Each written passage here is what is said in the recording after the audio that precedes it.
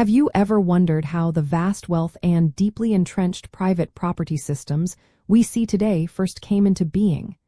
It is a question that delves into the very foundations of our modern economic world. Yes, from a historical materialist perspective, global exploitation played a pivotal and indeed foundational role in creating the conditions for widespread private property and the rise of capitalism as we know it.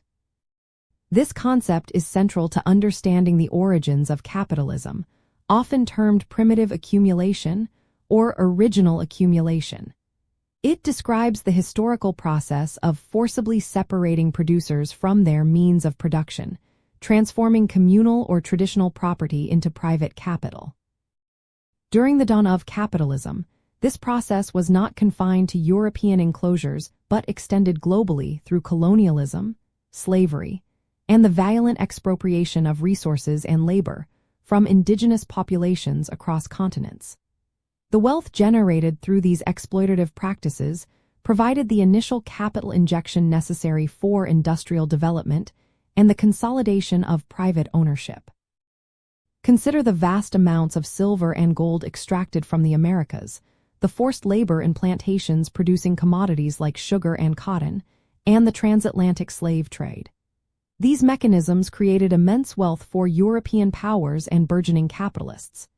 This wealth was then reinvested, fueling manufacturing, trade, and the expansion of private enterprise back in the European core. Think of it as accumulation by dispossession, a term that highlights how capitalism grew not just through market exchange, but crucially through the violent seizure of land, resources, and human beings, converting them into assets for private accumulation. This process effectively built the bedrock of private property rights that underpin the emerging capitalist system. Therefore, the global reach of exploitation was not merely an ancillary feature, but an essential engine for capitalism's birth and its subsequent development.